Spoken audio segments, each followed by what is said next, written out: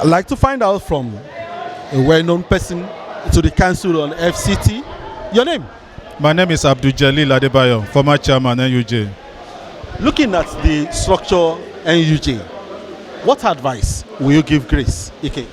I've told her it's not everybody shouting Hosanna, Hosanna that we work with her, but let her continuously pray and ask for guidance and then rely on former chairman. We've gone through this before. We can guide her if she makes herself available. But she has the potentials. From what I've heard and from what I've seen, she can turn around the fortunes of NUJ Abuja Council. If you are to say, point out one of the structure, one of the things that she should do as immediate thing, what will you say? No, like she said, education. Many of us are not educated though. Most journalists, we need training and training and training. That is the most important thing. Training. And she talks about journalist village. It will be a good development because it's only Lagos that has it for now. We wanted to try, but we couldn't during our time. But God will give her the grace. She's grace. God will give her the grace to do it well. Thank you so much. God bless you. Yes. But I have with me one of the former chairman of FCT Council of NUJ. Your name? Malachi, Uzendu. Former chairman or what? Yeah, former chairman of council. Why are you here? Well, I heard that my one of the candidates is flagging off her campaign. So I said, let me come. And as I narrate that, to lend support, because that's what we should be doing.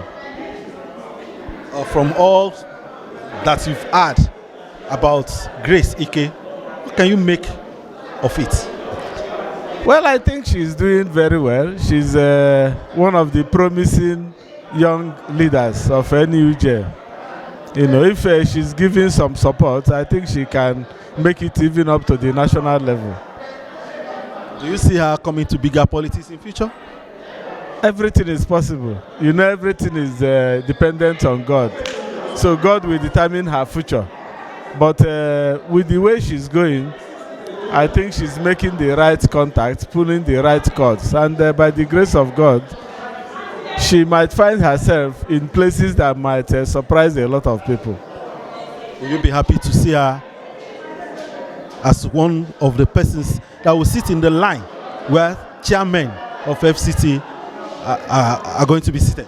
Well, already from the outcome of the Credentials Committee report and the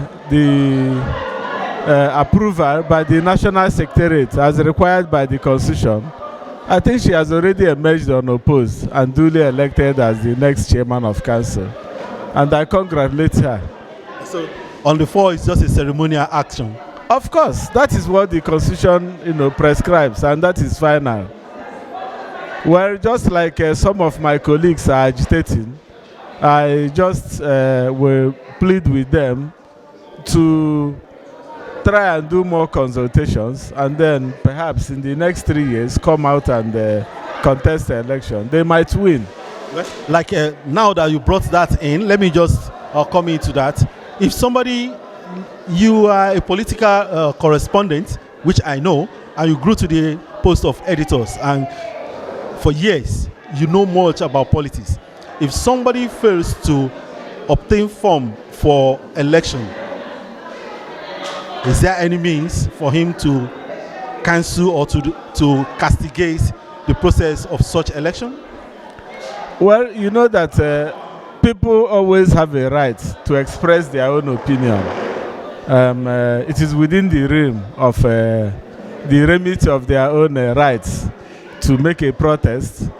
But any protest that is outside of the law, the NUJ has a constitution. And even from ordinary family meetings, if you do not express your desire to occupy a particular post, you become functus officio in that matter. That is to say, you don't have a local standing even to go to court and challenge the outcome of that election. So it's a concluded matter. And that is what I'm begging the other aspirants, that insofar as they did not obtain form, they should sheath their sword and they go back and replan and then re-strategize on how they can make use of the next coming 3 years. But in the case where they still go for that, is there any punishment for such behavior that may be like against the institution? So far as they are not violent. But if they are, No, I don't think that anybody will be violent. We have seen the worst of violence. When I was chairman of council and some people went violent, what I did was to withdraw. I allowed them. It was not a mark of cowardice, but because of my family upbringing, because of what I believe in, which is a non-violent approach to issues, I withdrew. And then I allowed those that were violent to continue with their violence. Of course, I went to court to express my desires. At a point, we went for out-of-court settlement, and the matter ended. but the case is not the same this time. Well, just like I was telling you, nobody has a right to be violent, but you have a right to ventilate your anger. If you think that going to court, like some of them have gone to court, is the best approach, I wish them good luck. But from the constitutions of the NUJ, I don't see them even acquiring local standing to, stand on that case. So that case will fall on the first appearance. It will fail. Well, that is the wisdom of elders. It is not an easy task to become editor. It is not an easy task to even become leader.